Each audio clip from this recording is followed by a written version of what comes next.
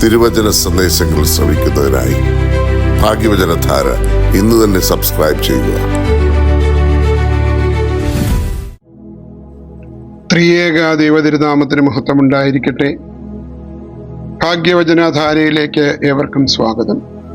കർത്താവിൽ പ്രിയരെ, ദൈവത്തിൻ്റെ അത്ഭുതകരമായ സൃഷ്ടികളിൽ ഒട്ടകം എന്നത് വളരെ സവിശേഷമായ ഒരു ജീവിയാണ്. മരുഭൂമിയിലെ കഠിനമായ സാഹചര്യങ്ങളെ അതിജീവിക്കുവാനുള്ള കഴിവ് ഒട്ടകത്തിന് മാത്രമുള്ളതാണ്. വിശുദ്ധ വേദപുസ്തകത്തിൽ അനേക തവണ ഒട്ടകത്തെക്കുറിച്ച് പരാമർശിക്കപ്പെട്ടിട്ടുണ്ട്. എന്നാൽ ഒരു ക്രിസ്തീയ വിശ്വാസിയുടെ ജീവിതം എങ്ങനെ ആയിരിക്കണം എന്നുള്ളത് മരുഭൂമിയിലെ ഈ യാത്രക്കാരൻ നമുക്ക് ചില പാഠങ്ങൾ നൽകി തരുന്നുണ്ട്. ഇന്ന് അല്പസമയം ധ്യാനത്തിനായിട്ട് അത്തരം ചില ചിതറിയ ചിന്തകൾ പങ്കുവെക്കാം എന്നാണ് കർത്താവിൽ പ്രത്യാശിക്കുന്നത്.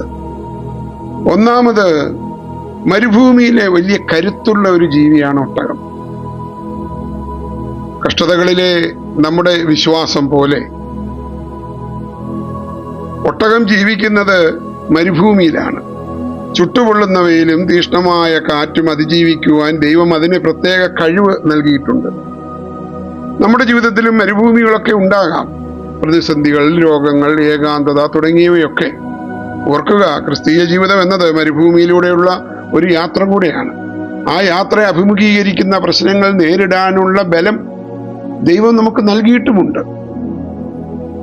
പരിശുദ്ധാത്മാവ് എന്ന കൃപ നമുക്ക് നൽകുന്ന ഒരു ശക്തി ഏത് പ്രതിസന്ധിയെയും അതിജീവിക്കുവാൻ നമ്മെ ധൈര്യപ്പെടുത്തുകയും ബലപ്പെടുത്തുകയും ചെയ്യുന്നതാണ് എന്ന് നമുക്ക് ഓർക്കേണ്ടതുണ്ട്. ഒട്ടകം തന്റെ മുതുകിലുള്ള ഹമ്പിൽ സംഭരിച്ചു വെച്ചിരിക്കുന്ന കൊഴുപ്പിൽ നിന്നാണ് അതിന്റെ ഊർജം കണ്ടെത്തുന്നത്.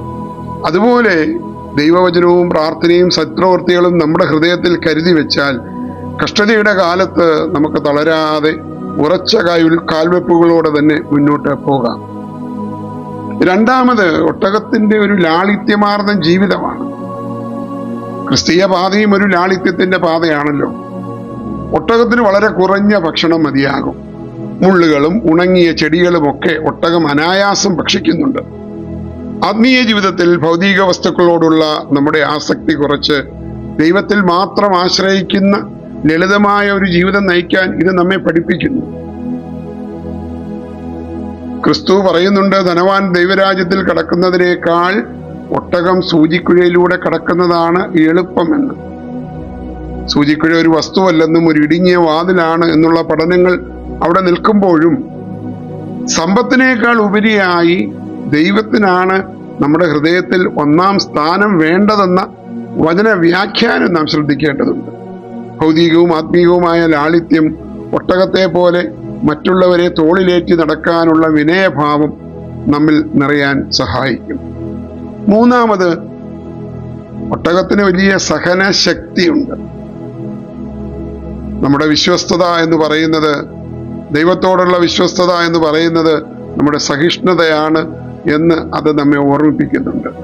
ഒട്ടകത്തിന് ദീർഘകാലം വെള്ളം കുടിക്കാതെ യാത്ര ചെയ്യാനുള്ള കഴിവുണ്ട്.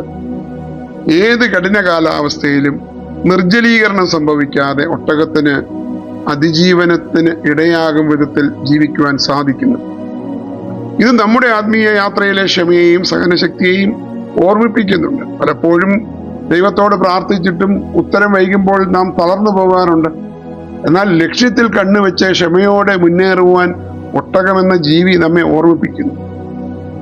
വലിയ ഭാരങ്ങൾ ചുമന്നുകൊണ്ടു പോകുവാനുള്ള ഒട്ടകത്തിന്റെ കഴിവ് കർത്താവ് നൽകുന്ന ഭാരം ലഘുവാണ് എന്ന് വിശ്വസിച്ച് മറ്റുള്ളവരുടെ ഭാരങ്ങൾ പങ്കുവെക്കുവാനുള്ള നമ്മുടെ ഉത്തരവാദിത്വത്തെ സൂചിപ്പിക്കുന്നുണ്ട്. ആത്മീയമായ നിർജ്ജലീകരണം അഥവാ ഡീഹൈഡ്രേഷൻ സംഭവിക്കാതെ കൃത്യമായ നീരുറവുകളിൽ നിന്ന് പാനം ചെയ്ത് ആ ശക്തി നാം നിലനിർത്തേണ്ടതുണ്ട്. മരുഭൂമിയിലെ മണൽക്കുന്നുകളിൽ വീഴാതെ നടക്കുവാൻ ഒട്ടകത്തിന്റെ പാദങ്ങൾക്ക് ഒരു പ്രത്യേക രൂപമുണ്ട്. ക്രിസ്തീയ ജീവിതത്തിൽ പാപത്തിന്റെ മണലാരണ്യങ്ങളിൽ വീഴാതെ വിശുദ്ധിയുടെ പാതയിൽ ഉറച്ചു നിൽക്കാൻ അത്തരം കാലുകൾക്ക് ദൈവത്തിന്റെ കൃപ ആവശ്യമാണ്. ക്രിസ്തുവാണ് നമ്മുടെ വഴികാട്ടി. ആ വഴികാട്ടിയിൽ മാത്രം ശ്രദ്ധയൂന്നി ലക്ഷ്യസ്ഥാനമായ സ്വർഗരാജ്യത്തിലേക്ക് നടക്കുക എന്നതാണ് നമ്മുടെ ദൗത്യം. പ്രിയമുള്ളവരെ, ഒട്ടകത്തെ പോലെ കഠിനമായ സാഹചര്യങ്ങളെയും പുഞ്ചിരിയോടെ നേരിടുവാനും ലളിതമായ ജീവിതത്തിലൂടെ ദൈവത്തെ പ്രസാദിപ്പിക്കുവാനും ക്ഷമയോടെ നമ്മുടെ വിശ്വാസ യാത്ര തുടരാനും നമുക്ക് സഹായിക്കട്ടെ. നമ്മുടെ ഹൃദയം ദൈവത്തിന്റെ കൃപയിൽ നിറയ്ക്കാം. ആ ശക്തിയുമായി ലോകമാകുന്ന മരുഭൂമിയിൽ നമുക്ക് മുന്നേറാം. ദൈവം നമ്മെ അനുഗ്രഹിക്കട്ടെ.